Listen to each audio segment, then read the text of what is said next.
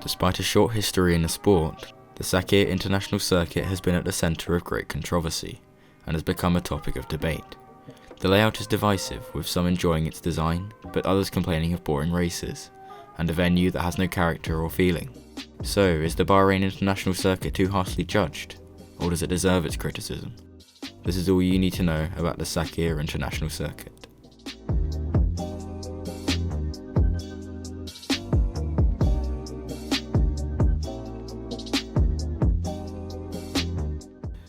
The circuit was designed by now infamous architect Hermann Tilke, and the construction of the circuit began in 2002, in time for an inaugural race in 2004, to become the home of racing in the Middle East.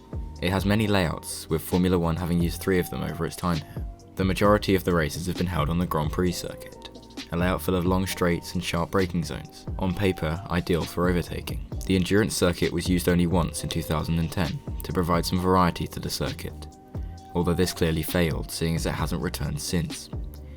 Finally, the outer layout was used in the second race at Bahrain in 2020, in which George Russell would stand in for Lewis Hamilton at Mercedes, coming close to winning his maiden Formula 1 race, and would have done so if not for a puncture and a pit stop error. Sergio Perez would win his first race after being crashed into and dropping to the back of the grid on the first lap. However, it is unlikely that this layout will ever be used again, unless Bahrain is used twice another time. Controversy would arise in 2011, in which riots broke out all across northern Africa and in the Middle East. These riots were due to the Arab Spring, an uprising occurring against corrupt governments and dictatorships, fighting against discrimination and political injustice.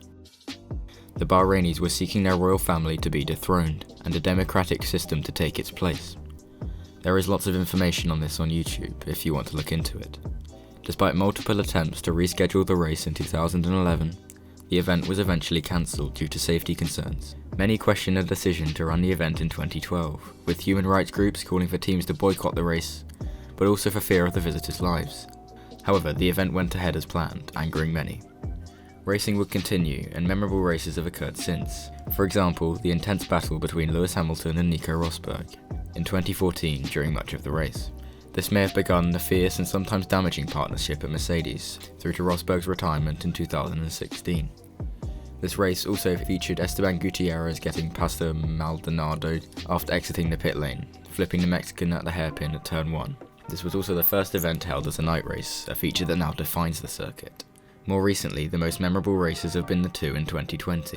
Firstly, the initial race in which the horrific accident of Romain Grosjean occurred, in which his Haas was split in half during a collision with a barrier. However, he emerged relatively unscathed.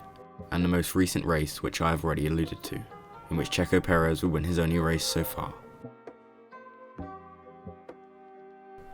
The circuit contains no corner names in concordance with Tilke's other tracks. However, some famous corners still exist. These include Turn 1, a hairpin ending the long start-finish straight, arguably the best overtaking spot on the track. This is now unofficially named after Michael Schumacher.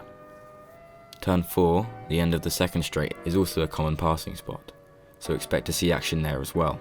There then follows a section of S's before going downhill into a hairpin. Turns 9 and 10 are liked by the drivers due to the complexity of the corners. Both are blind and downhill, giving the drivers a challenge not to lock the front tyres. There then follows the back straight, also the start-finish straight for some of the other races held here, before 2 medium-speed curves.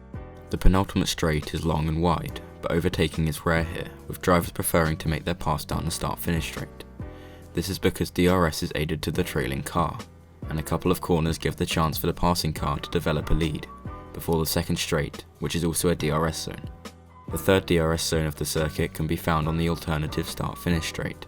The fastest lap around the circuit was set in 2020 by Lewis Hamilton with a time of 1 minute 27.264 seconds, and the fastest around the outer circuit held by Valtteri Bottas, with a time of 53.337 seconds, beating stand-in teammate George Russell by just 0.02 of a second. Overall, I think that, despite some problems in the past, the race is underrated, with its layout producing regularly good racing due to long straights, difficult S's and sharp braking zones. It definitely doesn't belong with the likes of Silverstone or Spa, but it is an impressive venue overlooked by many. I hope it continues to remain a staple on the Formula 1 calendar, and will continue to produce exciting contests for 2021 and beyond. Thanks for watching. For more content like this, please like and subscribe, and leave a comment on your predictions for the 2021 Bahrain Grand Prix.